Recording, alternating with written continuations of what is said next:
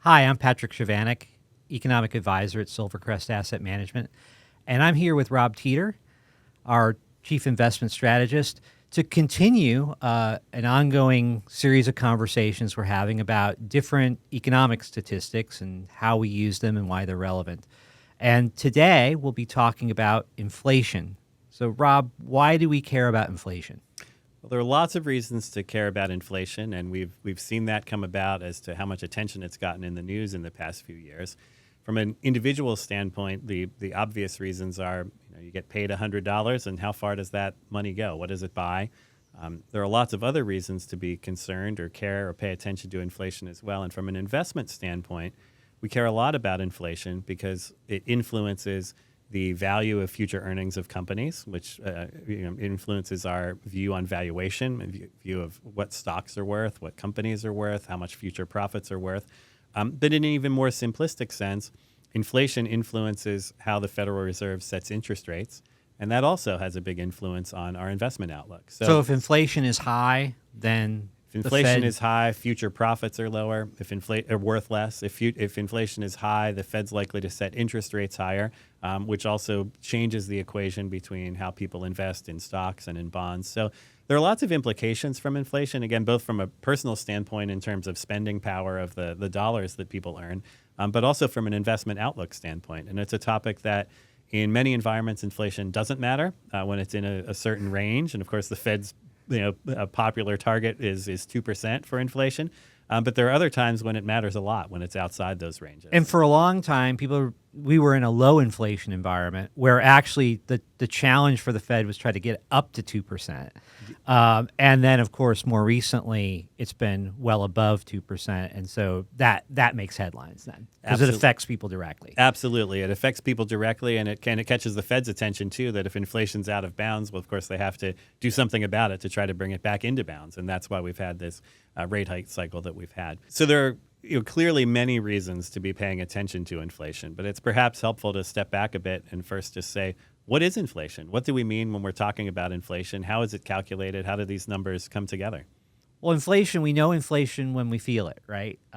But it's a little trickier than that because there is no such thing as an aggregate price level.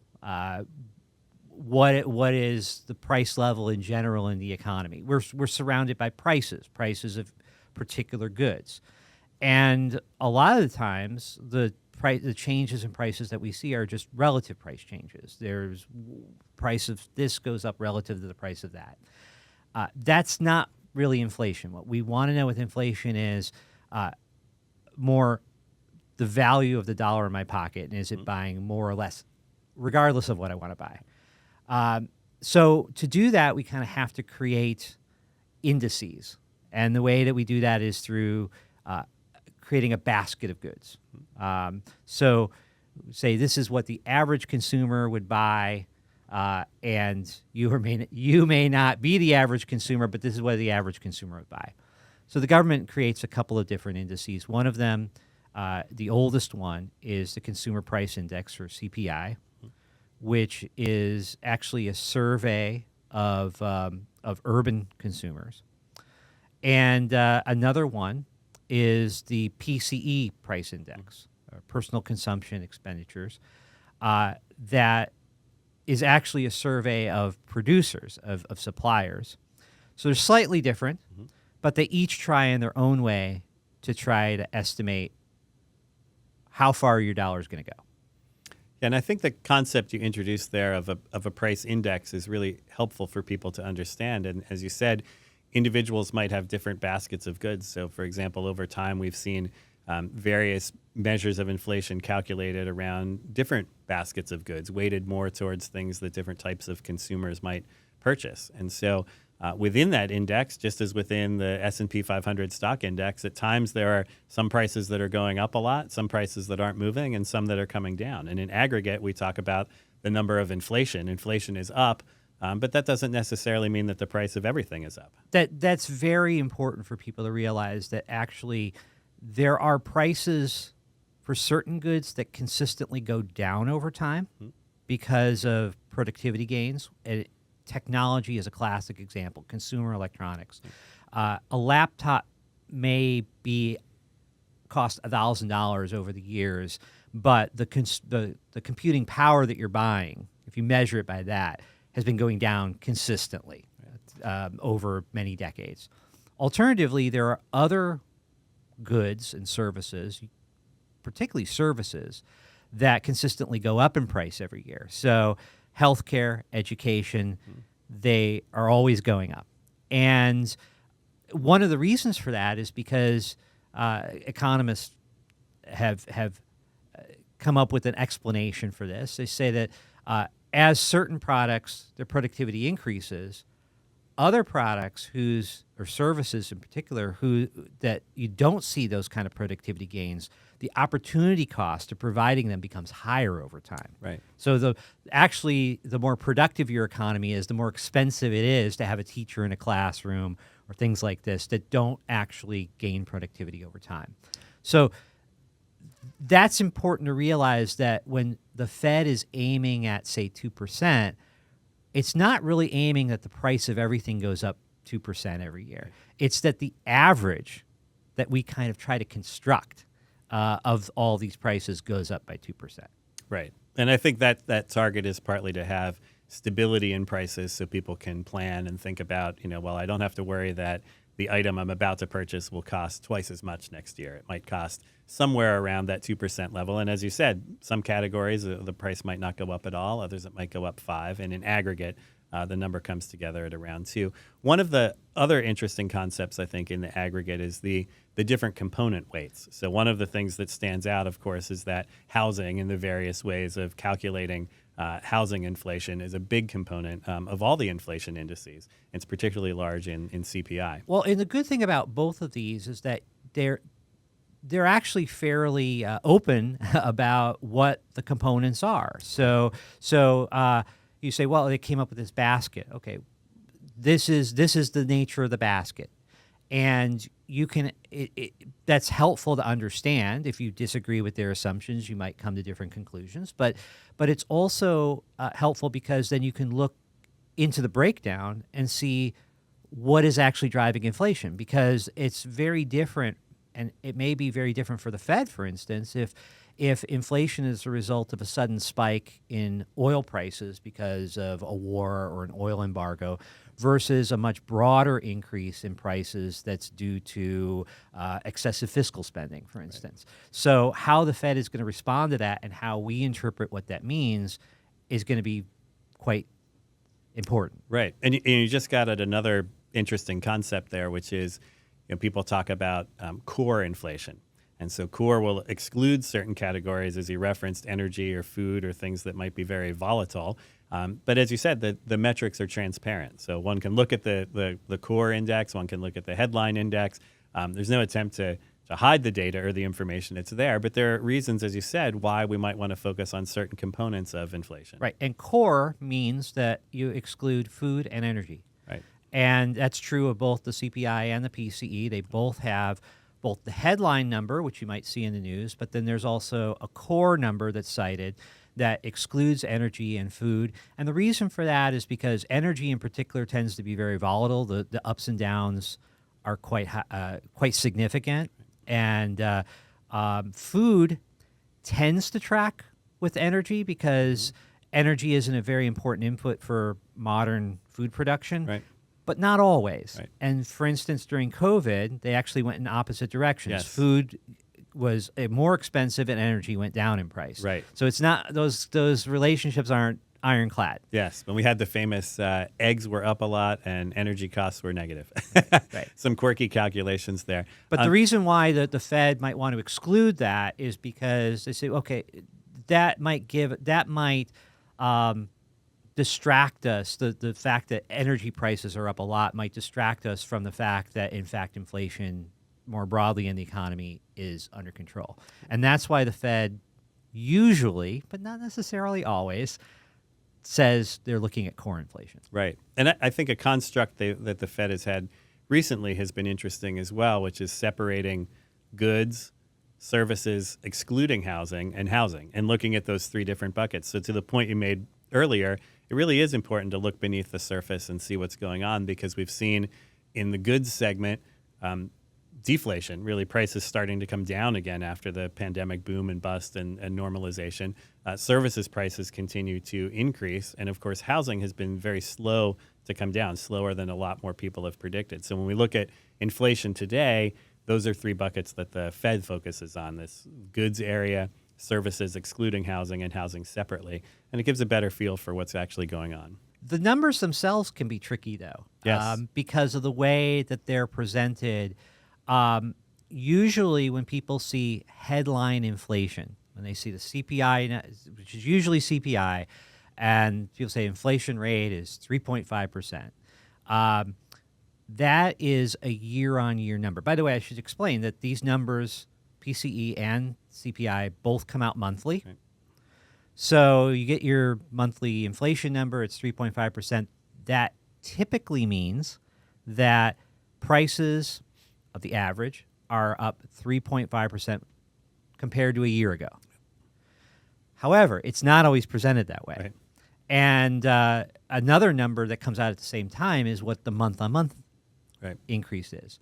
So that could be 0, it could be 0.1%. Sometimes people annualize that number. Right. So it's what would the annual rate of inflation be, right? There was one time when President Biden tweeted or made a statement that said inflation was 0 this month, Yep.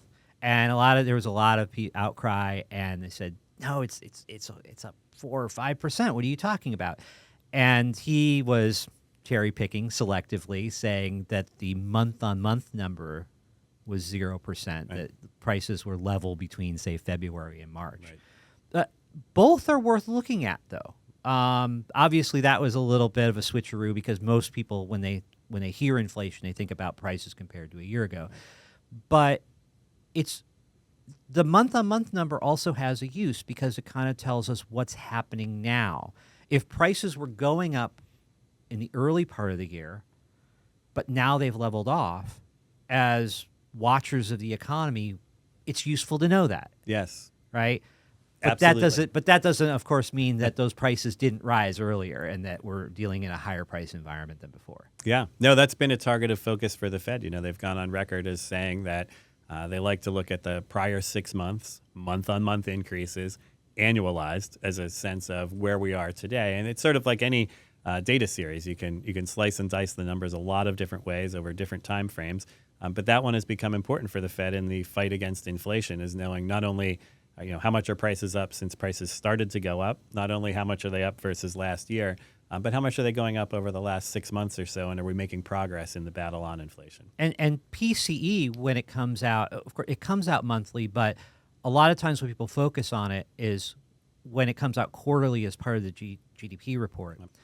And those numbers are presented actually as quarter-on-quarter annualized. So if you look at these two numbers and the CPI year-on-year and PCE quarter-on-quarter annualized, and then you say, why are they different? They might be different for a number of methodology reasons, but also you're just not comparing apples to apples. The PCE is more of a snapshot of what was inflation doing in this quarter versus CPI, which is saying how much higher are prices now than they were a year ago. Right.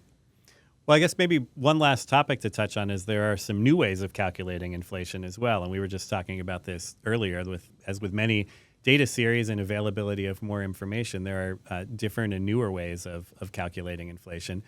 One of them is a metric that we've talked about called trueflation. People can find that out on the internet. That's a way of aggregating lots of prices. And there are other data services that people can look at and create their own baskets, taking CPI and reconstructing it for your own purposes and saying, well, I spend a lot more on healthcare and food than the average person, so I want to reweight it. And so there are lots of new and interesting ways of looking at inflation today. Exactly. A family sending their kids to college is going to be in a very different position than a younger consumer buying computers, Yeah. right, in terms of inflation's impact on their life.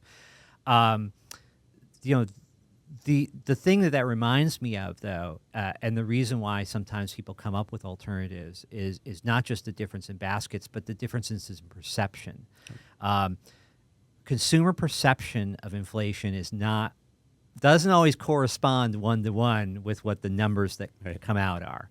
And maybe you can talk a little bit about the psychology of that. Yeah, it's fascinating. There have been some really interesting surveys, and probably not surprising to anyone who pays attention to politics also, but there are surveys that show that the price of gasoline at the pump is a very strongly correlated metric with how consumers perceive inflation. And it's not surprising. Which is interesting because that's not part of core inflation. Exactly. Right. And it's a relatively small component, but it's something that people see very often. They're very aware of the price. The numbers are there in big letters at the gas station. People are filling up frequently, and they notice the differences in those numbers. It changes from something with a 3 handle to a 4 handle to a 5 handle. There's a lot of inflation there. But at the same time, other components might actually be going down, and yet people are very sensitive to the price of gas. And I think recently, post-COVID, food prices have felt that way for a lot of people. They notice it. They see it. Very much. But it may not always necessarily be reflective of the rest of the basket. That's right. And so another thing I think is also that even year on year may not be sufficient to capture our feeling of how much prices have gone up. Yes. If you have a couple of years that are consistently in the 5 to 10% range, you feel that prices have gone up a lot more than 5 to 10% because it's compounding. Yes. And you're really comparing with a period 2 or 3 years ago. Yep. And then if somebody tells you that inflation's zero month on month, you're going to say, what? Yes. And yet it's true because inflation may have leveled off or even gone down a little bit. Right. Leveled off at a higher level from where it was in 2019. And yet you're not used to that level at all. Yes. And that's interesting why people then pursue maybe alternative ways of measuring it. But what I found interesting about Truflation was that I think part of that was driven by this perception that, well, inflation must really be higher than what the what the official numbers say. And yet right now, the Truflation number is lower than the official numbers. So when we actually try to measure it using different methods, we may not come up with what we thought we would. That's right. So the perception of inflation, reality of inflation, and the way that we measure inflation relative to different things matters and tells us different things. Yes. A complicated and interesting topic with a lot of nuance. All right. Well, thanks for joining us, and look forward to our next conversation. Thanks, Patrick.